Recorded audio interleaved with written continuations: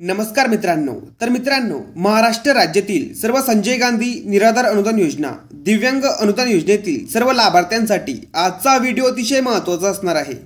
कारण मित्रांनो, नोव्हेंबर महिन्याचे पेन्शन लाभार्थ्यांच्या खात्यात जमा झाले आहेत।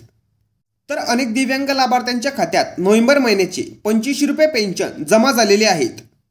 पण काही लाभार्थ्यांना मात्र मागील महिन्याप्रमाणेच फक्त 1500 रुपये आले आहेत।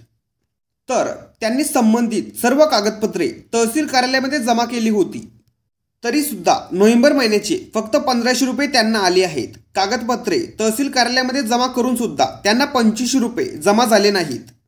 पण अनेक लाभार्थ्यांना ज्यांना मागील महिन्यामध्ये फक्त 1500 रुपये आले होते, अशा अनेक लाभार्थ्यांना नोव्हेंबर महिन्याचे 2500 रुपये जमा झाले आहेत। त्यामुळे असं नाहीये की सर्वच लाभार्थ्यांना फक्त 1500 रुपयेच आलेत।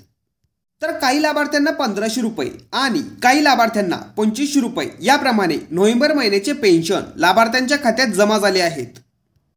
तर या व्हिडिओच्या माध्यमातून ज्या लाभार्थ्यांना फक्त 1500 रुपये जमा झाले आहेत, त्यांनी आता काय केलं पाहिजे याबद्दलची महत्त्वपूर्ण माहिती समजून घ्या। तर तुम्ही जर तहसील कार्यालयामध्ये सर्व संबंधित कागदपत्रे जर जमा केली असतील, तर तुम्हाला पुन्हा तुमच्या संबंधित तहसील कार्यालयामध्ये जायचं आहे आणि त्या ठिकाणी तुमची केवायसी पूर्ण झालेली आहे का की पेंडिंग आहे हे चेक करून घ्यायचे। कारण जर तुम्ही हे काम पूर्ण केलं नाही तर मात्र तुम्हाला डिसेंबर महिन्याचे पेन्शन सुद्धा फक्त 1500 रुपये जमा होईल। त्यामुळे आताच तुमच्या संबंधित तहसील कार्यालयामध्ये जाऊन तुमची केवायसी पेंडिंग आहे का हे चेक करून घ्या आणि जर केवायसी पेंडिंग असेल तर केवायसी करून घ्या। आणि जर तुमची केवायसी पूर्ण झालेली असून सुद्धा जर तुम्हाला 2500 रुपये जमा झाले नसतील, तर मात्र तुम्हाला तहसील कार्यालयामध्ये जाऊन डायरेक्ट तहसीलदारांना भेटायचंय आणि त्यांना सांगायचंय की माझी केवायसी झालेली आहे, माझे सर्व कागदपत्रे बरोबर आहेत, तरी सुद्धा मला फक्त 1500 रुपये आले आहेत। तर अशा पद्धतीने त्यांना प्रश्न विचारायचे आहेत, तरच तुम्हाला पैसे येतील।